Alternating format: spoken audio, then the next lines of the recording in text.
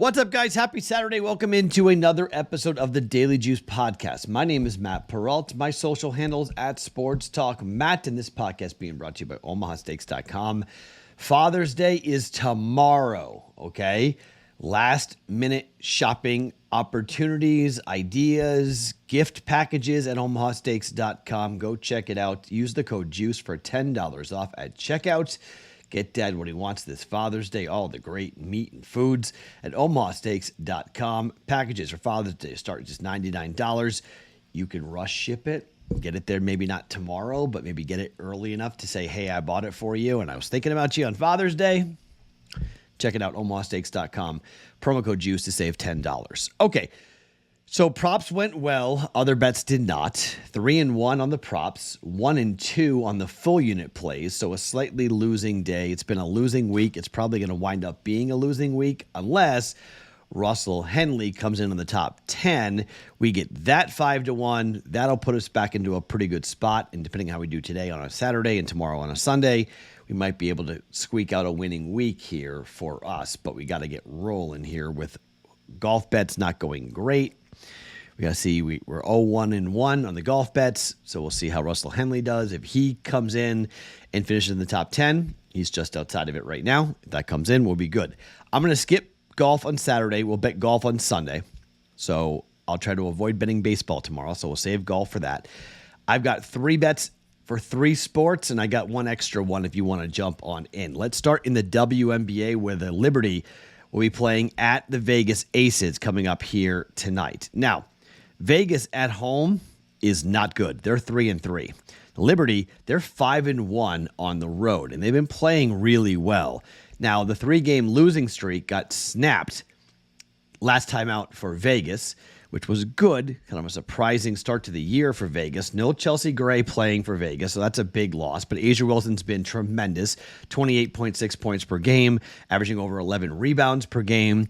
Breanna Stewart, obviously for the Liberty, really, really talented. They can shoot, they can score. They're 5-1 away from home. And the Liberty, well, you want to talk about teams that have just really done well against the number.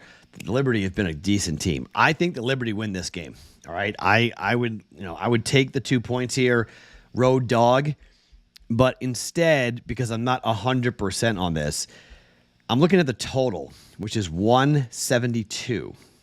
So Vegas is a team that I think a lot of people have kind of looked at and gone, what's going on? Why are they not performing up to their full abilities? And they beat the Mercury 103-99. That would go over this number. They lost to the Lynx 186. That would go over this number. They lost 96-92. That would go over this number of 172. They've been scoring 92, 86, 103 in their last 3 games. I think if you look at the home games for Vegas, 89, 89, 88, 99, 65, the lone loss to the Storm. That wasn't very good. The Lynx, then, they lost 100 to 86, scoring 86 points, but giving up 100. Defensively, they haven't been good. Offensively, they haven't been good. But I think when you're playing a team like the Liberty who can really score, I think the tempo gets pushed here by New York. And these two teams generally don't like each other. Like, let's just call a spade a spade. Vegas and Liberty, they're the 2 big, quote-unquote, rivals. They'll play 3 times during the regular season. Total's 172. We're going over Vegas and New York.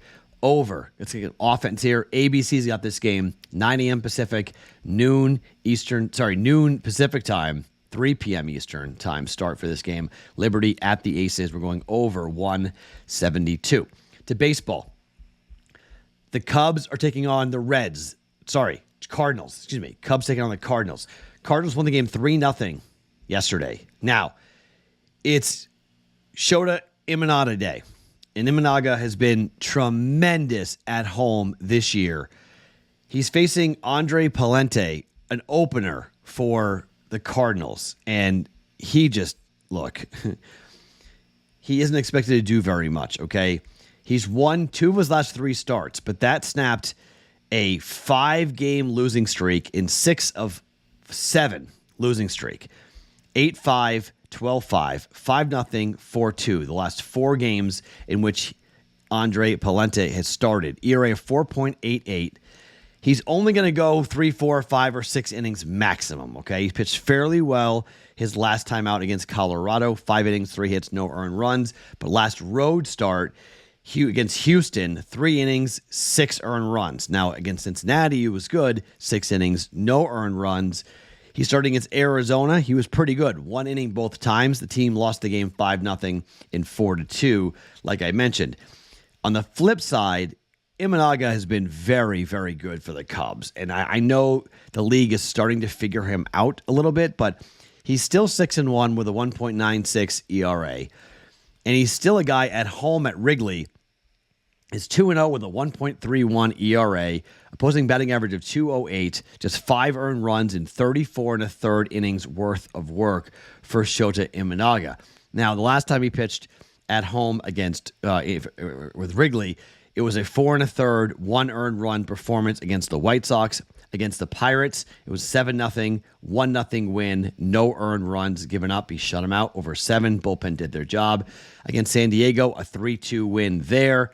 7 innings, 2 earned runs. So when you say, Matt, you're taking a shot on the run line, I am. I don't want to lay the minus 180 on this because it's baseball, and I think Imanaga, who won 4-2 on the road against the Reds and 7-6 at home against the White Sox, lost to the Brewers, 1-0 against the Pittsburgh Pirates. I think this offense is due to have a nice day here. I think the Cubs are due to snap out of their offensive, cold streak here. And I think it's a good guy when facing the pitcher for the Cardinals. It's a good guy to do it. They've lost 2 games in a row, 3-2 and 3-0. Beat the Rays 4-3. They lost to the Rays 5-2. They beat the Reds 4-2. In their last home game, 7-6, 7-6, both against the White Sox. It's time for the Cubs to start to play a little bit better here.